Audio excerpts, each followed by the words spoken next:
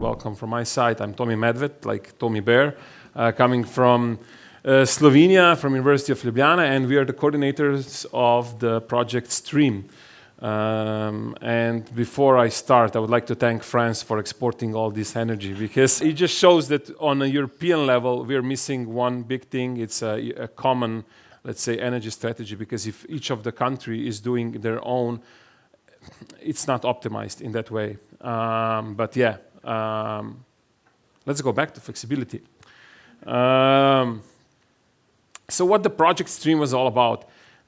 When we are talking about flexibility, when we started this project, our initial goal was, let's see what are all the puzzles that we need to have to actually stream this flexibility to the system.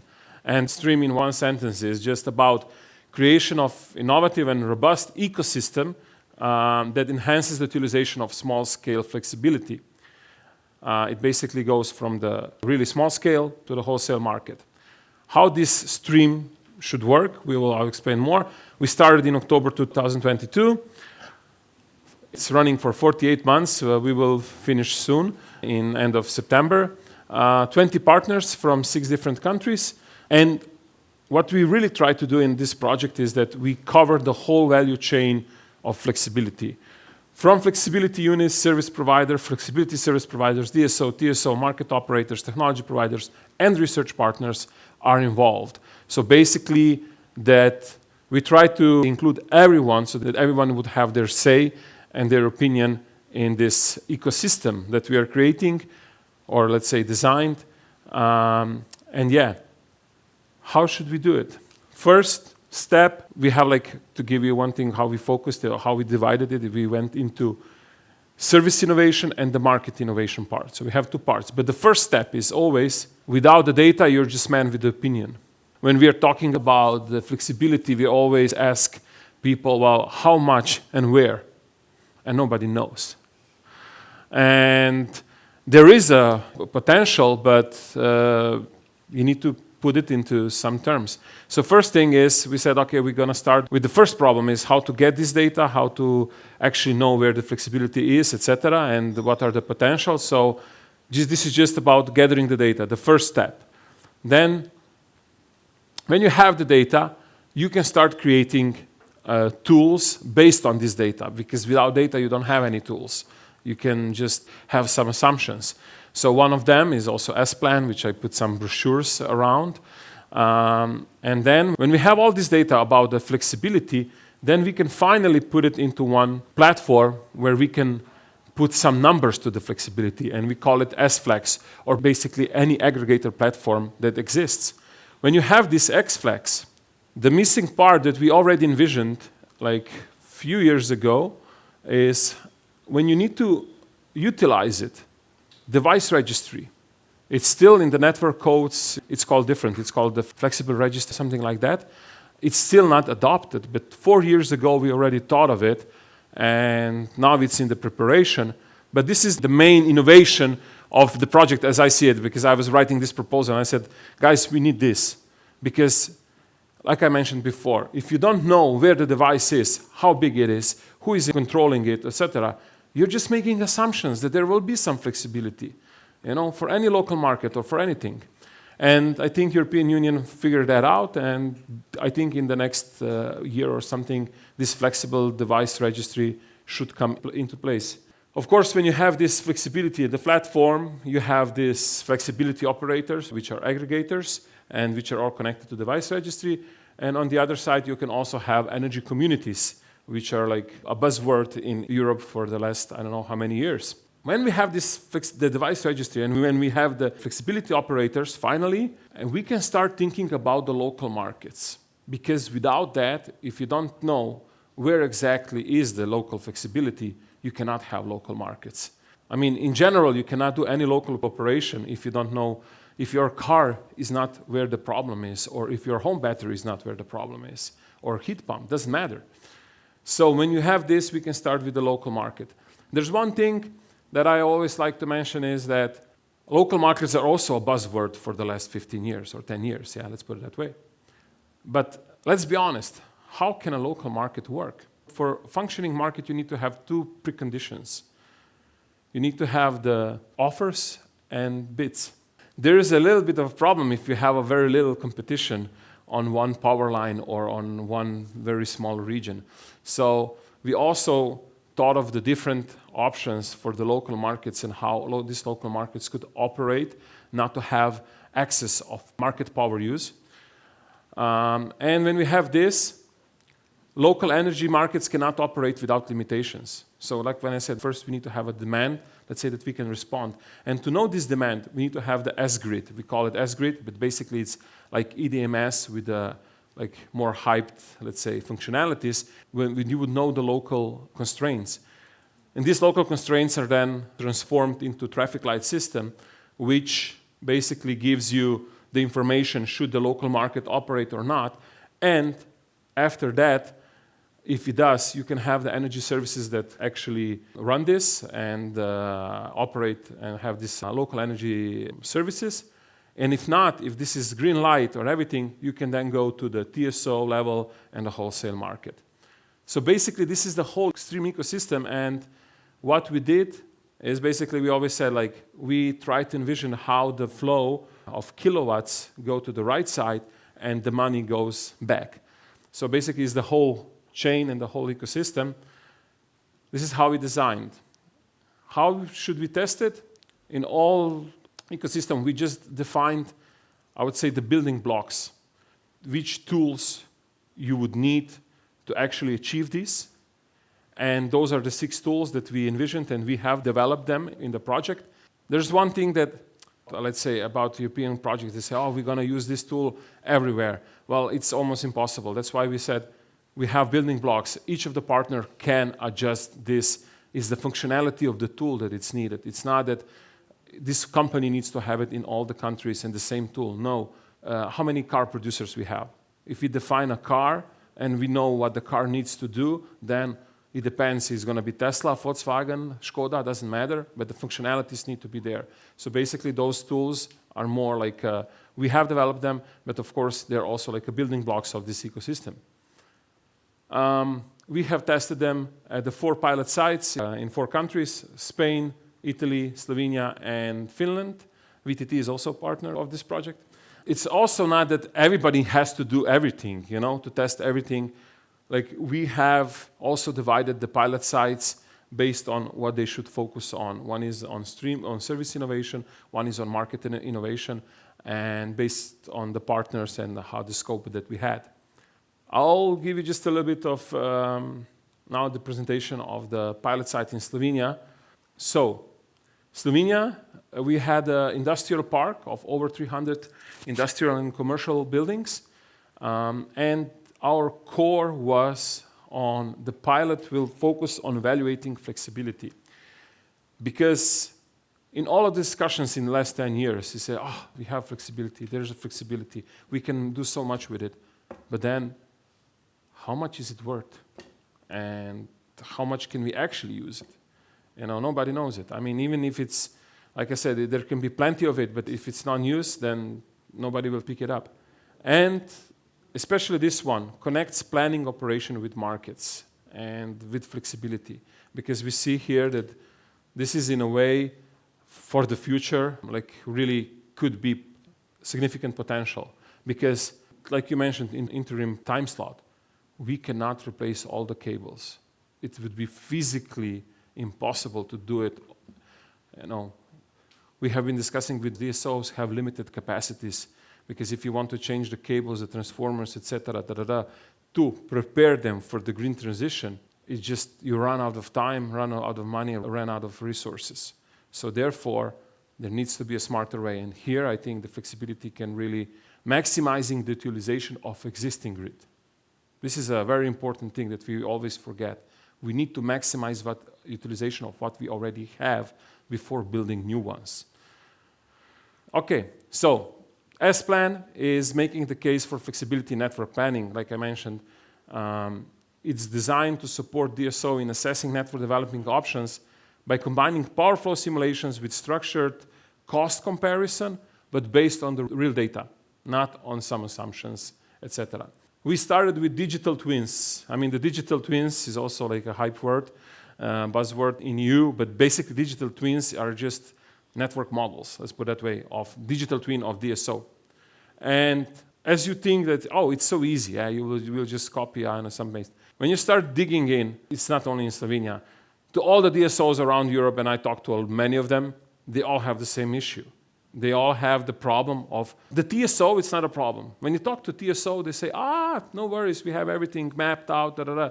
Yeah, but you've been doing it for 50 years, and the TSO network is, if I say, I will over-exaggerate, but for sure it's at least 20 to 50 times smaller than DSOs, at least in Slovenia.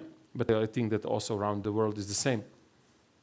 What we saw is that we have lack of unified topology export, absence of SIM standard, frequent inconsistencies and missing data in low voltage network. So to build up this digital twin, it took us quite a long time because gathering data is much harder than you think. You really are a miner when you start doing this. But that was the first step. Then the second step is, of course, now when you have this digital twin, you need to start developing future scenarios. Yeah? How many of EVs will you have? What will be the network conditions? So in this sense, we have added this, and each of these parameters are basically a module for their own, so that you would place in the different scenarios the size of the PVs, the EVs, the heat pumps, the uncontrollable loads, etc., so that you get as realistic as possible the scenarios for the future. And once you have this, you get some results. Let's see how much of flexibility can we use. Then you play with the flexibility. And you say, okay, maybe 10% of these loads can be flexible, 20, or what would be the power of this, the flexibility, how many intervals you can have, you should have, the flexibility price, you do the estimation, the total cost of flexibility for the simulation period in euros. And on the other side, what you need to have is how much, if we have the over voltages or under voltages, how much would it cost us to upgrade the grid? So we also need to have a cost of line, transformer, circuit breaker, etc. When you have all of this information, then you can start and you can say, okay, let me run it. And I see, okay, those are the over voltages. If I do it in traditional way, how much would it cost me? Let's say 100,000 euros, okay. What the simulation, if the simulation shows with battery or with any other flexibility sources that we can solve this without investing this 100,000 euros, here you go. That's your value of flexibility. And then you just need to find a way, you need to agree on how much you can divide. Out of that 100,000 for investment, can I give it 50 to the flexibility guys for the battery, if it solves? On the other side, when I said the local markets cannot work, I mean in that sense because you need to have offers and bids, yeah, and you need to have a liquidity. In this sense, it's also here, what we had envisioned is that basically you have a flexible connection power which serves as the liquidity provider. It has a very high price, you always have it in the local market, and you only activate it if you don't find any other source. Okay, the value for DSO, of course, reduces and defers the costly grid reinforcements, lowers the operational and investment needs for DSOs. I'll speak from Slovenian side. A lot of times we just forget it's not about the money all the time. Our DSOs are telling me this.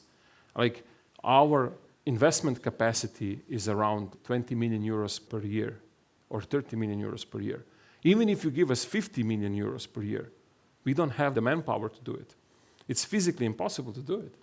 I'm really against it because in Slovenia what we have now, it's called, I would say, it's a very bad commercial for green transition because they're overestimating the costs. Oh, we will need to invest billions into the network so it will be able to support this green transition. But then I go, okay, we'll give you billions. How will you spend it? You cannot. I'll give you an anecdote. I called my friend because they were always complaining to me that they cannot spend this money, etc., that they cannot do all the investments. And I looked at their yearly annual reports, and I saw all of the DSOs were at the plan. They all spent all the money that were planned. And I called my friend, and I said, how come? You said that it's impossible. He said, well, luckily there was inflation and a rise of cost of materials, so we managed to get to our, because the plan was only financial, not physical plan, how much you should basically replace, etc. And on the other side, value for consumers, aggregators, it creates new revenue, flexibility stream from providing flexibility, especially when we discuss this with the, let's say, investors for batteries. It would be like one source of income that would be, let's say, hedged for this. Okay, so the regulatory gap. Technical tools alone are not enough, and this is really true. I mean, it always starts the fish. We have a saying in Slovenia, the fish stinks from its head. And I always say the energy agency in Slovenia is the main problem because they are still encouraging, they put the KPIs on how the DSOs get the money and how they're reimbursed based on how much they invest into the assets, like physical assets. And then, of course, if you have this as your KPI in CEO, you're the guy who makes investments, put it there. Don't think about anything else. So this is the main thing. Then there's, of course, recognition of flexibility cost that the DSO could actually pay you. The main problem is that in most of the cases, the DSO doesn't have this. There's nowhere written that he can pay you for flexibility. Then, of course, they will say, it's a nice idea, but I cannot pay you. Come next time. Yeah, the timing is not right. And, of course, the technical standards for interoperability and market access. But this, I think this will be changed. Okay.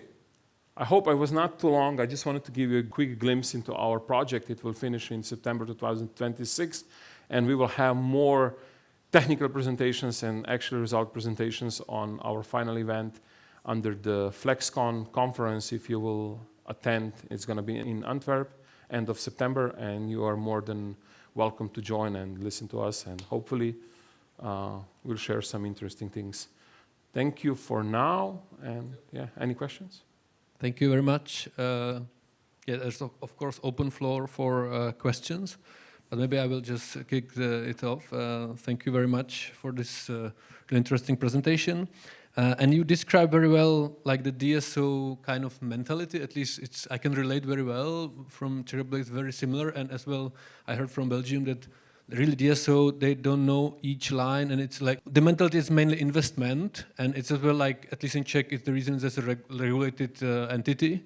So what would be your advice to change this mentality from the kind of investment approach to really operators? Because it's in some sense, the DSO, at least in Czech, they don't really operate, or they operate at some level, but especially the low voltage, it's very, very poor. Like you mentioned, the DSOs are mostly regulated companies. And in regulated companies, you don't optimize your profit. You optimize how many hours of work you do per day. So basically, you try to lower this to the minimum. So that's the only way how you can progress, unfortunately. That's simple. And I will tell you from my personal experiences that it's always only a few people that are actually willing to do some things.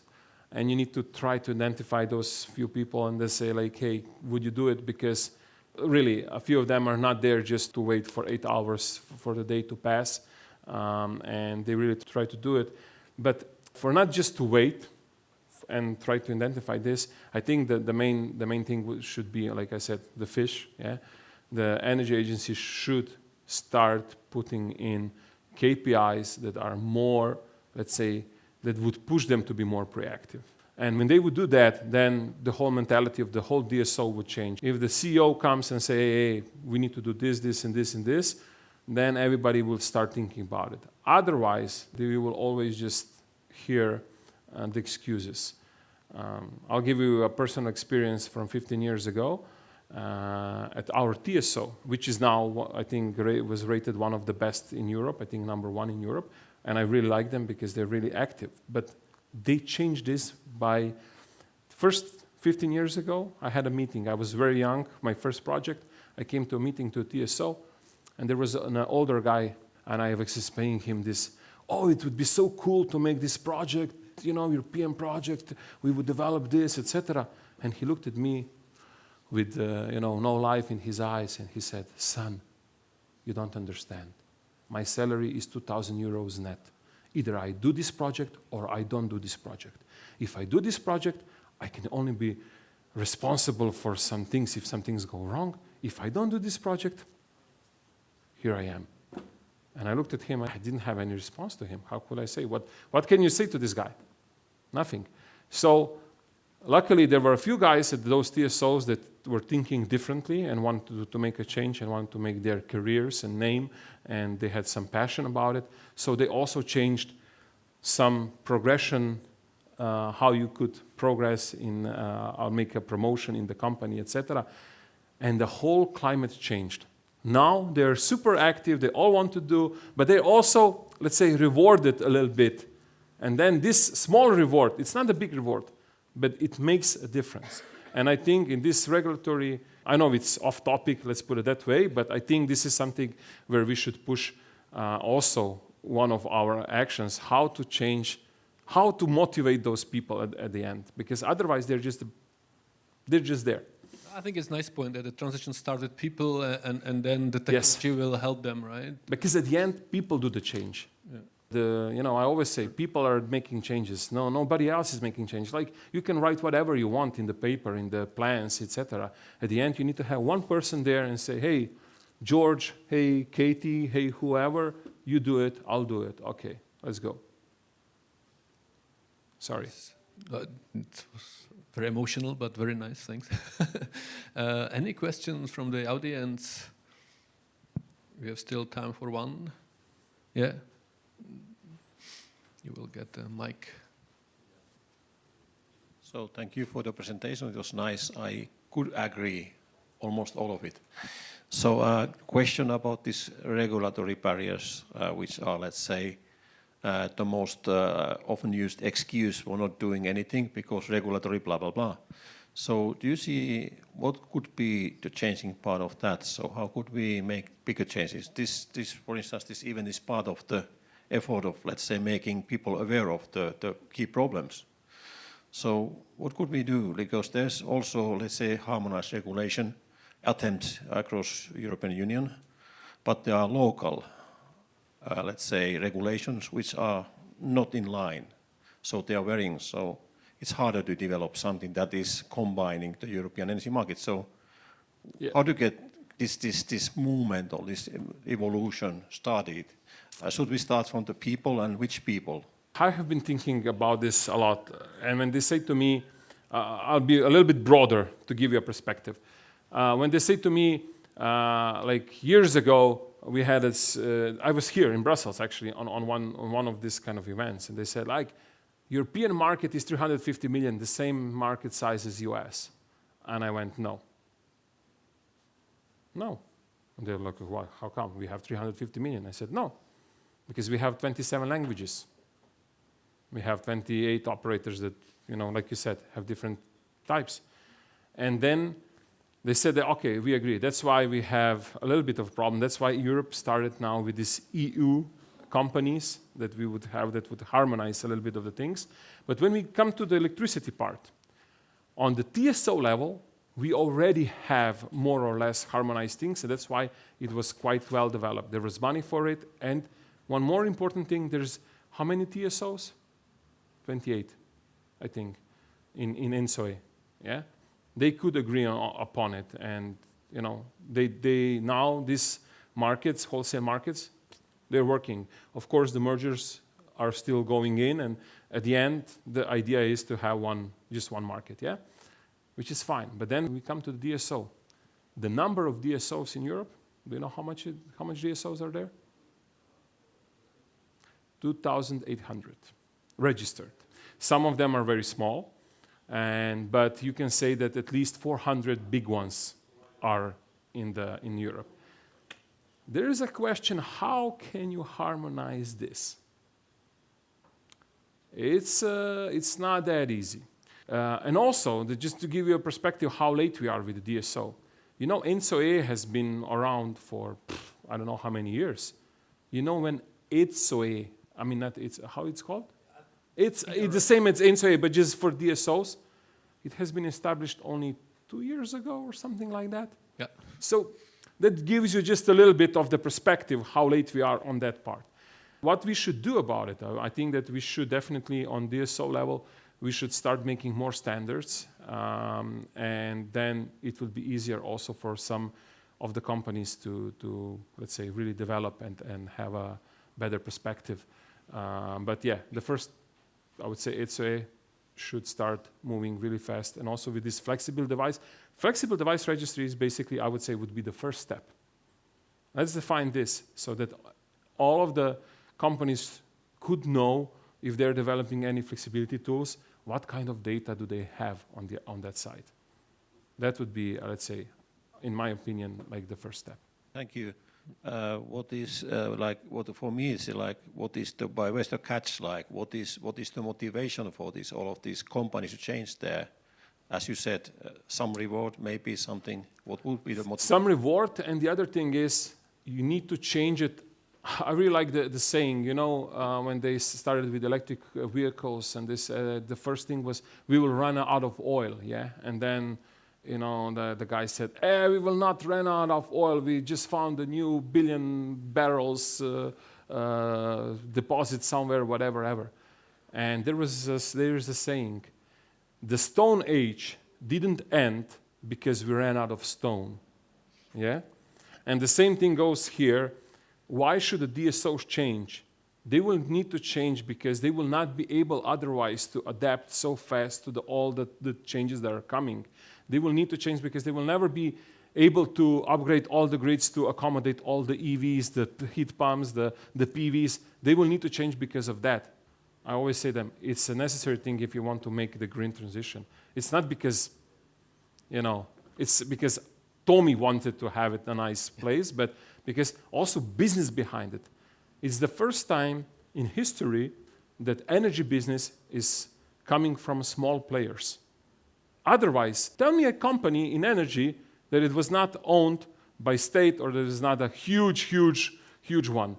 But now with the PVs and the batteries and the EVs, now you can have, let's say, the EV chargers, whatever. You have small companies that are pushing, driving. And we were talking about before the nuclear. Nuclear takes 20 years. The business doesn't wait for 20 years. They need to survive from month to month. They need to try, you know, to get the salaries and to make a transition. Okay? Yep. Thank you very much. I will just ask for applause. Thank you.